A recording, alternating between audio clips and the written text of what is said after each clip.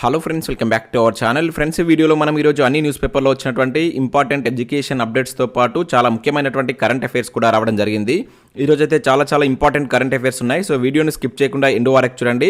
చూసే ప్రతి ఒక్కరు ఖచ్చితంగా లైక్ చేయండి. డైలీ 1 to 2 hours వర్క్ చేసి దాదాపుగా 8 న్యూస్ పేపర్స్ చదివి ఇన్ఫర్మేషన్ మీకు అయితే అందించడం జరుగుతుంది. చాలామంది మన వీడియోస్ని చూస్తున్నారు కానీ లైక్ చేయట్లేదు. ఖచ్చితంగా లైక్ చేయండి. ఈ వీడియోకి అయితే నేను 1000 లైక్స్ ఎక్స్పెక్ట్ చేస్తున్నాను.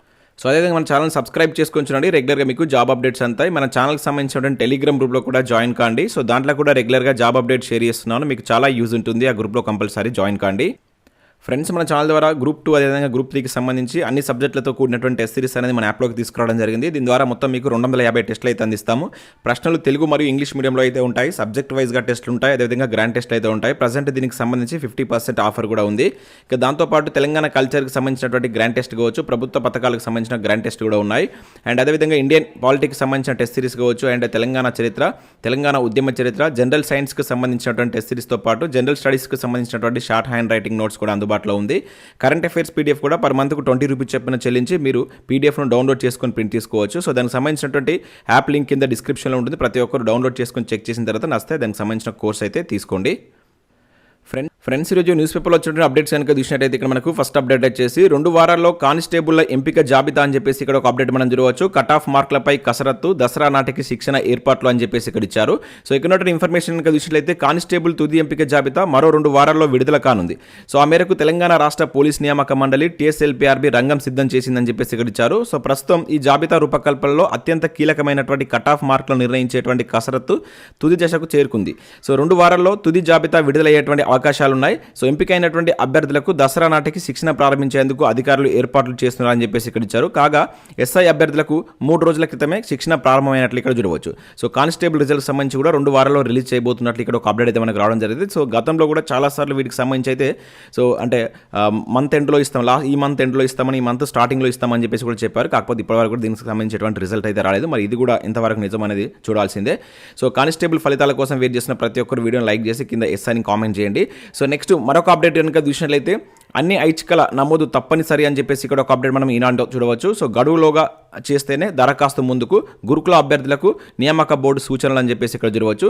సో ఇక్కడ ఇన్ఫర్మేషన్ కనుక చూసినట్లయితే గురుకుల ఉద్యోగ పరీక్షకు హాజరైనటువంటి అభ్యర్థులు సొసైటీలు కావచ్చు, జోన్ల వారీగా ప్రాధాన్యత క్రమంలో ఐచ్ఛికలు ఇవ్వాలని గురుకుల నియామక బోర్డు తెలిపింది. సో అభ్యర్థులు అన్ని సొసైటీలకు ఐచ్ఛికలు ఇస్తేనే పోస్టుల పోటీలో బలంగా నిలబడేందుకు అవకాశాలు ఉంటాయని, సో మెరిట్ ప్రాతిపదికన పోస్టులు దక్కేందుకు అవకాశాలు మెరుగ్గా ఉంటాయని బోర్డు వెల్లడించింది. సో గురుకుల ట్రైన్డ్ గ్రాడ్యుయేట్ టీచర్స్ కావచ్చు, పాఠశాల లైబ్రేరియన్లు, ఇక ఫిజికల్ డైరెక్టర్లు, ఆర్ట్, క్రాఫ్ట్, మ్యూజిక్ టీచర్ల పోస్టులకు అన్ని ఐచ్ఛికలు ఇస్తేనే దరఖాస్తు ముందుకు వెళ్తుందని, లేకుంటే నిలిచిపోతుందని స్పష్టం చేసింది. సో పరీక్షలు రాసినటువంటి TGT అభ్యర్థులు ఈ నెల 30వ తేదీ, అదేవిధంగా మిగతా పోస్టులకు అక్టోబర్ 3 నుంచి 9 వరకు గడువులోగా ఐచ్ఛికలు నమోదు చేయాలని చెప్పేసి ఇక్కడ మన గురుకుల బోర్డు సూచించినట్టు చూడవచ్చు. దాంతోపాటు ఇక్కడ మనం చూసినట్లయితే సంక్షేమ గురుకులలో 9210 పోస్టుల భర్తీకి గురుకుల బోర్డు ఇప్పటికే మనకు CBRT పరీక్షలు పూర్తి చేసి తుదికి అదేవిధంగా అభ్యర్థుల యొక్క జవాబు పత్రాలను వ్యక్తిగత లాగిన్లో పొందుపరిచింది. అదేవిధంగా 1:2 నిష్పత్తిలో ధృవీకరణ పత్రాల పరిశీలనకు అభ్యర్థులను ఎంపిక చేసిన తర్వాతే సొసైటీల వారీగా ఐచ్ఛికలు తీసుకోవాలంటూ కొందరు అభ్యర్థులు వ్యక్తం చేసినటువంటి సందేహాలపై బోర్డు వివరణ ఇచ్చినట్లు ఇక్కడ మనం చూడవచ్చు. సో దరఖాస్తు సమయంలో తీసుకున్నందుకే అంటే మనకి ఈ ఐచ్ఛికలు అనేటువంటి ఈ ప్రిఫరెన్స్ అనేది మనకు ఇప్పుడు దరఖాస్తు చేసేటప్పుడు తీసుకోలేదు, అందుకని ఇప్పుడు తీసుకుంటున్నారని చెప్పేసి ఇక్కడ ఇచ్చారు. అదేవిధంగా త్వరలో గురుకుల డిగ్రీ 1:2 జాబితా అని చెప్పేసి కూడా ఇవ్వడం జరిగింది. సో మనకి ఏదైతే గురుకుల డిగ్రీ పోస్టులకు ఈ నెల ఆఖరు నాటికి 1:2 నిష్పత్తిలో అభ్యర్థుల జాబితా వెల్లడించేందుకు బోర్డు కసరత్తు చేస్తుంది. సో గురుకులలో డిగ్రీ, అదేవిధంగా జూనియర్ లెక్చరర్స్ కావచ్చు, అదేవిధంగా physical director, librarian, art, craft, music టీచర్ల పోస్టులకు డెమో తరగతులు అయితే ఉన్నాయి. సో జనరల్ మెరిట్ ర్యాంక్ జాబితా విధానంలో కింది మార్కులు వెల్లడిస్తే సాంకేతిక సమస్యలు వస్తాయని బోర్డు ఆందోళన వ్యక్తం చేస్తుందని చెప్పేసి కూడా ఇచ్చారు. ఈ నేపథ్యంలో డెమో తరగతులు ఉన్నటువంటి పోస్టులకు జనరల్ ర్యాంక్ జాబితా వెల్లడించకూడదని భావిస్తుంది. సో డెమో తరగతులు లేనటువంటి పోస్టులపై ఏ విధంగా ముందుకు వెళ్లాలనే విషయంపై బోర్డు సమావేశంలో నిర్ణయం తీసుకుంటుందనే విషయాన్ని ఇక్కడ మనకి ఇవ్వడం జరిగింది. ఇక దాంతోపాటు ఇక్కడ మనకు TSPSCకి సంబంధించి కూడా ఒక అప్డేట్ ఇచ్చారు. సో మెరిట్ లిస్ట్ ర్యాంకుల ఖరారు ఇలా TSPSC అంటే ఇక్కడ చూడవచ్చు. సో ఉద్యోగ నియామక పరీక్షల్లో ప్రతిభకు చూపినటువంటి అభ్యర్థులు జనరల్ ర్యాంక్ జాబితా తయారీ ప్రక్రియపై TSPSC స్పష్టతనిచ్చింది. సో బుధవారం AEE పోస్టుల జనరల్ ర్యాంక్ జాబితాను వెల్లడించింది. సో రాత పరీక్షలో 2 వ్యక్తులకు ఒకే మార్కులు కనుక వస్తే ర్యాంక్ ఖరారు ఎలా చేస్తారనే దానిపై అయితే ఇక్కడ మనకు వివరణ ఇచ్చింది. సో అభ్యర్థి యొక్క స్థానికతను పరిగణలోకి తీసుకుంటుంది. ఆ తర్వాత పుట్టిన తేదీ అది కూడా ఒకటైతే సో పోటీ పరీక్షల సబ్జెక్టులో వచ్చినటువంటి మార్కులు సో అవి కూడా ఒకటే అయితే తర్వాత విద్యా అర్హత సో పరీక్షలో పాస్ అయినటువంటి ఏడాది లెక్కలోకి తీసుకుంటుంది. సో అది కూడా ఒకటైతే విద్యార్థుల పరీక్షలో అత్యధిక మార్కులు పొందినటువంటి అభ్యర్థికి మెరుగైనటువంటి ర్యాంకును కేటాయిస్తుంది. సో ఇట్లా ఫిల్టర్ చేస్తారనమాట. ఒకే మార్క్స్ వస్తే ఈ జనరల్ ర్యాంకులు ఏ విధంగా ఇస్తారని దానిపైన మనకు టీఎస్పీఎస్సీ ఇక్కడ ఒక క్లారిటీ ఇచ్చినట్లయితే చూడవచ్చు. సో నెక్స్ట్ ఇక్కడ మనకు సింగరేణిలో జూనియర్ అసిస్టెంట్ నియామకాలకు అనుమతి అని చెప్పేసి ఇక్కడ సింగరేణి జాబ్ సంబంధించిన ఒక అప్డేట్ కూడా వచ్చింది. సో సింగిల్ జడ్జి తీర్పును రద్దు చేసినటువంటి హైకోర్టు. సో సింగరేణి సంస్థలో జూనియర్ అసిస్టెంట్ గ్రేడ్ 2 పోస్టుల భర్తీ ప్రక్రియను కొనసాగించడానికి హైకోర్టు అయితే గురువారం అనుమతినిచ్చింది. గత ఏడాది సెప్టెంబర్ 4న 177 జూనియర్ అసిస్టెంట్ నియామకాలు నిర్వహించినటువంటి పరీక్షను రద్దు చేసి తాజాగా నిర్వహించాలంటూ సింగిల్ జడ్జి ఇచ్చిన తీర్పును అయితే రద్దు చేసినట్లు ఇక్కడ చూడవచ్చు. సో జేఎన్టీయూ నిర్వహించినటువంటి పరీక్షలపై కొందరు అభ్యంతరాలను తెలుపుతూ హైకోర్టులో ఆశ్రయించారు. సో విచారించినటువంటి సింగిల్ జడ్జి రాత పరీక్షలను రద్దు చేస్తూ తిరిగి నిర్వహించాలని చెప్పేసి అప్పుడైతే ఆదేశించింది. అది ఈ తీర్పును సవాల్ చేస్తూ సింగరేణికి దాఖలు చేసినటువంటి అప్పీల్పై న్యాయమూర్తులు జస్టిస్ మనకు అభినందన్ కుమార్ షావలి, జస్టిస్ అనిల్ కుమార్ జూకంటి ధర్మాసనం విచారణ చేపట్టి సో దానికి సంబంధించినటువంటి ఎవరైతే సింగిల్ జడ్జి ఇచ్చిన తీర్పును అయితే కొట్టివేసినట్లు ఇక్కడ జరగవచ్చు. అంటే మనకు గతంలో నిర్వహించినటువంటి పరీక్ష ఆధారంగానే నియామకాలు జరపాలని చెప్పేసి ఇక్కడ చూసినట్లయితే వాదనలు విన్న ధర్మాసనం సింగిల్ జడ్జి తీర్పును రద్దు చేస్తూ గత పరీక్ష ఆధారంగానే నియామకాలకు అనుమతిస్తూ ఉత్తర్వులు అయితే జారీ చేసిందని చెప్పేసి ఇక్కడ జరగవచ్చు. అంటే మనకు ఆ ఎగ్జామ్ రద్దు చేసినట్లు కాదు, సో అంతకుముందు ఇచ్చినటువంటి ఎగ్జామ్ ఆధారంగానే వీటి యొక్క ఎంపిక ప్రక్రియ ఉంటుందని చెప్పేసి ఇక్కడ మనం అర్థం చేసుకోవచ్చు. ఇక నెక్స్ట్ విషయం అయితే డిఎస్సి పరీక్ష సిలబస్ ఖరారు. సో నవంబర్లో పరీక్ష నిర్వహణకు ఏర్పాటు, టెట్కు 20 మార్కుల వెయిటేజీ. సో రాష్ట్ర సిలబస్కు అత్యధిక ప్రాధాన్యత అంటే ఇక్కడ చూడవచ్చు. సో ఆల్రెడీ మనం దీనికి సంబంధించిన నిర్ణయాలు కూడా చూసాం, కాకపోతే సిలబస్ కూడా ఇప్పుడు రిలీజ్ చేశారు. సో ఈ సిలబస్ సంబంధించినటువంటి పీడిఎఫ్స్ నేను మన టెలిగ్రామ్లో షేర్ చేస్తాను. మీరు ఎవరైతే అభ్యర్థులు ప్రిపేర్ అవుతున్నారో అక్కడ నుంచి మీరు డౌన్లోడ్ చేసుకుని అయితే మీరు చూడవచ్చు. దానికి సంబంధించి ఏ విధంగా ఉంటుందని చెప్పేసి ఇక్కడ మనకు దానిలో క్లియర్గా అయితే మెన్షన్ చేశారు. నెక్స్ట్ ఈనాడు ప్రతిభకు సంబంధించి కనుక చూసినట్టు ఇక్కడ మనకు కెమిస్ట్రీకి సంబంధించినట్టు ఒక ఆర్టికల్ అయితే ఇచ్చారు. సో ఒకసారి దీన్ని మీరు డౌన్లోడ్ చేసుకుని చూసేటువంటి ప్రయత్నం అయితే చేయండి. సో ఇవి మనకు వివిధ న్యూస్ పేపర్లో వచ్చినటువంటి ముఖ్యమైనటువంటి education updates. Next current affairs చూద్దాం. ఈ రోజు అయితే చాలా ఇంపార్టెంట్ కరెంట్ అఫైర్స్ ఉన్నాయి, ఎక్కడ స్కిప్ చేయకుండా చూడండి. ఖచ్చితంగా లైక్ చేయండి. ఒకటే వీడియోలో మీకు ఎడ్యుకేషన్ అప్డేట్స్ అదేవిధంగా కరెంట్ అఫైర్స్ అనేవి కలిపి అందించడం జరుగుతుంది. చాలా మంది చూస్తున్నారు కానీ లైక్ చేయట్లేదు. ఖచ్చితంగా లైక్ చేయండి. ఈ వీడియోకి అయితే నేను 1000 లైక్స్ ఎక్స్పెక్ట్ చేస్తున్నాను. సో ఇక్కడ మనం ఫస్ట్ కరెంట్ అఫైర్ కనుక చూసినట్లయితే జేహో మహిళ అంటూ చూడవచ్చు. సో మహిళా బిల్లు రాజ్యసభలో ఏకగ్రీవం.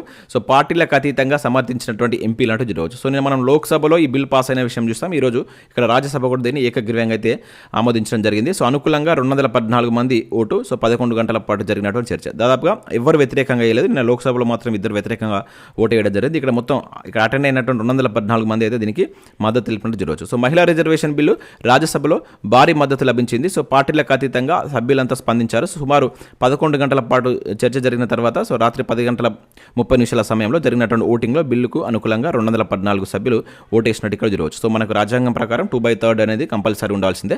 సో ఈ 2/3 మెజారిటీ అనేది ఇక్కడ మనకు వచ్చింది కనుక నెక్స్ట్ ఇది బిల్ అనేది మనకు రాష్ట్రపతి దగ్గరికి వెళ్తుంది అనమాట. సో ఇక్కడ 2 సభల్లో బిల్ అనేది ఆమోదం పొందింది. సో ఇది గుర్తుంచుకోండి. ఇవన్నీ మనకి ఎట్లా అంటే స్టేట్మెంట్ బేస్లో ఇచ్చినప్పుడు ఇది కూడా అడుగుతారు. రాజ్యసభలో ఎంతమంది అనుకూలంగా వేశారు అండ్ లోక్సభలో ఎట్లా ఎవరు వ్యతిరేకంగా వేశారు, ఇటువంటివి కూడా మనకు క్వశ్చన్ డెప్త్గా అడగాలనుకున్నప్పుడు అడుగుతారు కనుక వీటిని మీరు గుర్తుంచుకున్న ప్రయత్నం చేయండి, ఎందుకంటే చాలా ఇంపార్టెంట్ ఏరియా కనుక. ఇంకా నెక్స్ట్ విషయంలో అయితే ఓంకారేశ్వర్లో 108 అడుగుల ఆదిశంకరుల విగ్రహం అని చెప్పేసి ఇక్కడ ఒక ఇంపార్టెంట్ కరెంట్ అఫైర్ అయితే చూడవచ్చు. ఇక్కడ చూసినట్లయితే ఆవిష్కరించినటువంటి మధ్యప్రదేశ్ సీఎం శివరాజ్ సింగ్. సో ఇది ఎక్కడ మనకి ఈ ప్లేస్ ఎక్కడ ఉందంటే మధ్యప్రదేశ్లో ఉంది, అది గుర్తుంచుకోండి. ఎన్ని అడుగుల విగ్రహం? 108 అడుగుల విగ్రహం. ఎవరిదంటే ఆదిశంకరాచార్యులు. సో ఇక్కడ చూసినట్లయితే మనకు ప్రఖ్యాత జ్యోతిర్లింగ క్షేత్రం ఓంకారేశ్వర్లో 108 అడుగుల ఆదిశంకరాచార్యుల లోహ విగ్రహాన్ని మధ్యప్రదేశ్ ముఖ్యమంత్రి శివరాజ్ సింగ్ చౌహాన్ గురువారం ఆవిష్కరించారు.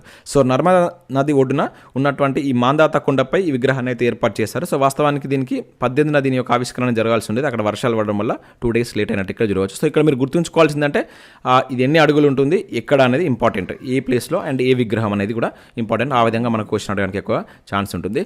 సో నెక్స్ట్ మరో కరెంట్ అఫైర్ చూద్దాం. ఇక్కడ చూసినట్లయితే మనకు ఉత్తమ పర్యాటక గ్రామం కిరీటేశ్వరి అని చెప్పేసి ఇక్కడ చూడవచ్చు. వెల్లడించినటువంటి వెస్ట్ బెంగాల్ సీఎం మమతా అని చెప్పేసి ఇక్కడ ఇచ్చారు. సో ఇది కూడా చాలా ఇంపార్టెంట్ కరెంట్ అఫైర్ అండి. సో దేశ ఉత్తమ పర్యాటక గ్రామంగా పశ్చిమ బెంగాల్ ముర్షిదాబాద్ జిల్లాకు చెందినటువంటి కిరీటేశ్వరి ఎంపికైంది. సో ఈ విషయాన్ని ఆ రాష్ట్ర ముఖ్యమంత్రి మమతా బెనర్జీ గురువారం వెల్లడించారు. సో గ్రామంలో కిరీటేశ్వర దేవాలయానికి పురాణ ప్రశస్త్యం ఉంది. సో ఈ కోవెలను 51 శక్తిపీఠాల్లో ఒకటిగా అయితే భావిస్తారంట. సో 31 రాష్ట్రాలు కేంద్రపాలిత ప్రాంతాలకు చెందినటువంటి 795 గ్రామాలను వెనక్కి నెట్టి సో ఈ కిరీటేశ్వరి అనేటువంటి గ్రామం ఈ ఉత్తమ పర్యాటక దాన్ని దక్కించుకున్నట్లయితే ఇక్కడ మనకు మమతా బెనర్జీ గారితో తెలిపినట్టు ఇక్కడ చూడవచ్చు. ఈ నెల 27న ఢిల్లీలో జరిగేటువంటి ఒక కార్యక్రమంలో దీనికి సంబంధించిన అవార్డు కూడా ఇస్తారని చెప్పేసి ఇచ్చారు. సో ఇక్కడ ఆ ప్లేస్ ఎక్కడ ఉంది, ఈ కిరీటేశ్వర్ అనే వర్డ్ గుర్తుంచుకోండి. అండ్ అదేవిధంగా ఇది ఏ రాష్ట్రంలో ఉందనేది కూడా ఇంపార్టెంట్, అండ్ ఏ రంగంలో దానికి అవార్డు వచ్చింది. ఇక నెక్స్ట్ విషయంలో అయితే సైన్స్ సేవలకు కొత్త అవార్డులు అని చెప్పేసి ఇక్కడ చాలా ఇంపార్టెంట్ కరెంట్ అఫైర్ అయితే మనం చూడవచ్చు. సో రాష్ట్రీయ విజ్ఞాన్ పురస్కార్ పేరిట ఆవిష్కరించినటువంటి కేంద్రం. సో ఇక్కడ మీద మనకు ఈ సైన్స్ పేరిట ఇచ్చేటువంటి అవార్డ్స్ అనేటువంటి ఈ రాష్ట్రీయ విజ్ఞాన్ పురస్కార్ అనేటువంటి పేరిట అయితే అందించబోతున్నారు. సో దాదాపుగా పాత 300 వరకు అయితే ఆ అవార్డులను రద్దు చేసినట్టు ఇక్కడ చూడవచ్చు. శాస్త్ర సాంకేతిక రంగంలో పురస్కారాలకు ప్రధానానికి అనుసరిస్తున్నటువంటి విధానాన్ని కేంద్ర ప్రభుత్వం తాజాగా ప్రక్షాళన చేసింది. వివిధ సైన్స్ విభాగాల్లో ఇప్పటివరకు ఉన్నటువంటి ఏవైతే అందిస్తున్నటువంటి 300 అవార్డులను అయితే రద్దు చేసినట్లు ఇక్కడ చూడవచ్చు. సో వాటి పేర్లను రద్దు చేసి దాంట్లో ఒకటే దాన్ని అయితే తీసుకొచ్చారు. సో ఇక్కడ శాస్త్ర సాంకేతిక నవకల్పన రంగంలో విశిష్ట సేవలు అందించే వారికి గౌరవించేందుకు రాష్ట్రీయ విజ్ఞాన్ పురస్కార్ పేరిట కొత్త జాతీయ అవార్డులు అయితే తీసుకొచ్చింది. సో వీటిని మనం ఇక్కడ గుర్తుంచుకోవాల్సి ఉంటుంది. అయితే ఈ మేరకు గురువారం అధికారిక ప్రకటనలో ఈ వివరాలు అయితే వెల్లడించారు. దీనిలో మళ్ళీ 4 టైప్స్ ఉంటాయి. ఒకటి వచ్చేసి రాష్ట్రీయ విజ్ఞాన్ పురస్కారాల్లో మనకు ఫస్ట్ ఇది విజ్ఞాన్ రత్న అని చెప్పేసి, తర్వాత విజ్ఞాన్ శ్రీ, అదేవిధంగా విజ్ఞాన్ యువ శాంతి స్వరూప్ భట్నాగర్ అండ్ విజ్ఞాన్ బృందం అని చెప్పేసి 4 రకాలుగా వాటిని అయితే విభజించారు. ఇవి మనకు శాస్త్ర సాంకేతిక రంగంలో ఇచ్చేటువంటి అవార్డ్స్ అనమాట. సో వాటికి సంబంధించి ఇవి ఏ విధంగా ఇస్తారనేది కూడా ఇక్కడ ఇచ్చారు. ఇక్కడ మీరు చూడవచ్చు. ఇక్కడ విజ్ఞాన్ రత్న ఇది జీవన సాఫల్య పురస్కారం అని చెప్పేసి ఇచ్చారు. శాస్త్ర సాంకేతిక రంగంలో ఏ విభాగంలోనైనా మహోన్నత సేవలు అందించిన వారికి ఇస్తారంట. అదేవిధంగా విజ్ఞాన్ శ్రీ వచ్చేసి శాస్త్ర సాంకేతిక రంగంలో విశిష్ట సేవలు అందించిన వారికి గుర్తింపుగా ఇస్తారు. అదేవిధంగా విజ్ఞాన్ యువ శాంతి స్వరూప్ భట్నాగర్ కూడా సో దీనిలో కలిపి ఇస్తున్నారు. ఇది ఒక పార్ట్. అదేవిధంగా విజ్ఞాన్ బృందం అని చెప్పేసి కూడా ఇట్లా మొత్తం 4 రకాలుగా ఇచ్చేసి అవార్డ్స్కి వచ్చేసి మనకు రాష్ట్రీయ విజ్ఞాన్ పురస్కారం అని చెప్పేసి పేరు పెట్టారు. అంతకు ఉన్నటువంటి అవార్డ్స్ ఇచ్చేసి ఇప్పుడు కొత్త అవార్డ్స్ వచ్చాయి. చాలా చాలా ఇంపార్టెంట్ అనేది గుర్తుంచుకోండి. ఇంకా నెక్స్ట్ విషయంలో అయితే SC/ST కమిషన్ చైర్మన్గా బక్కి వెంకటయ్య అని చెప్పేసి ఇక్కడ ఒక అప్డేట్ మనం చూడవచ్చు. రాష్ట్ర SC/ST కమిషన్ నూతన చైర్మన్గా సభ్యులను అదేవిధంగా దానికి సంబంధించినటువంటి చైర్మన్ మనకు సీఎం గారు నియమిస్తున్నట్లు ఇక్కడ ఒక అప్డేట్ ఇవ్వడం జరిగింది. సో చైర్మన్గా మనకు బక్కి వెంకటయ్య నియమితులైనట్టు వచ్చేది ఇక్కడ మనం గుర్తుంచుకోవాల్సి ఉంటుంది. ఈ పేరు గుర్తుంచుకోండి, వెంకటయ్య అనే నేమ్. సో తెలంగాణ రాష్ట్ర SC/ST కమిషన్ చైర్మన్గా ఇతను నియమితులు కావడం జరిగింది. ఇక నెక్స్ట్ విషయంలో అయితే హిజాబ్ను కాదంటే 10 ఏళ్ల జైలు శిక్ష అని చెప్పేసి ఇక్కడ ఒక ఇంపార్టెంట్ కరెంట్ అఫైర్ చూడవచ్చు. ఇరాన్ పార్లమెంట్లో బిల్లు ఆమోదం.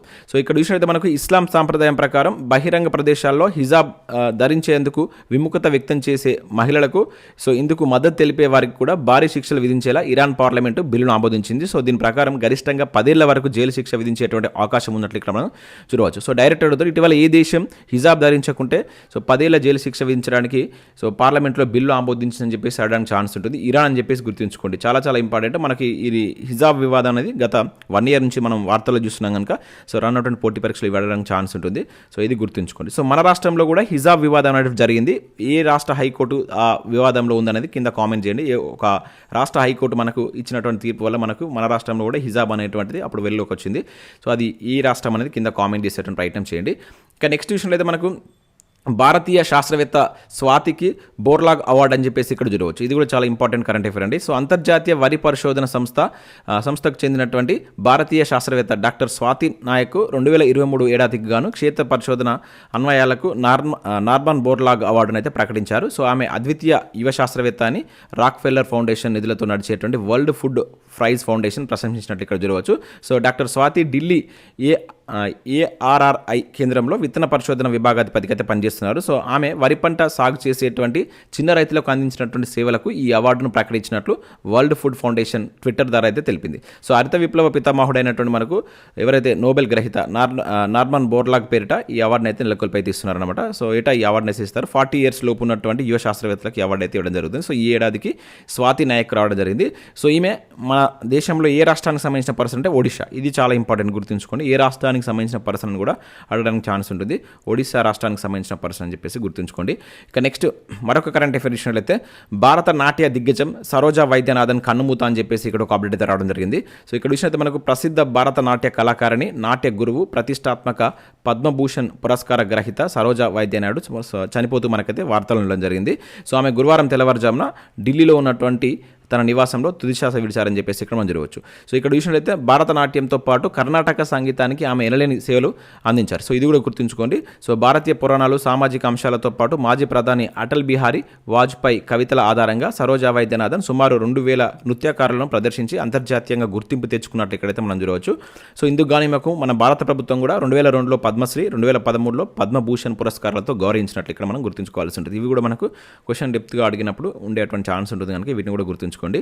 సో ఇవి మనకు వివిధ న్యూస్ పేపర్లో వచ్చినటువంటి ముఖ్యమైనటువంటి కరెంట్ అఫైర్స్, అదేవిధంగా ఎడ్యుకేషన్ అప్డేట్స్. సో వీడియో నచ్చినట్లయితే లైక్ చేసి మీ మిత్రులకైతే షేర్ చేయండి. అదేవిధంగా మన యాప్ను డౌన్లోడ్ చేసుకోండి.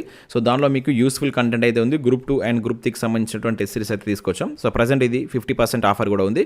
ఒకసారి మీరు డౌన్లోడ్ చేసుకొని చెక్ చేయండి. నచ్చినట్లయితే కోర్స్ అయితే తీసుకోండి. Thanks for watching. Thank you everyone.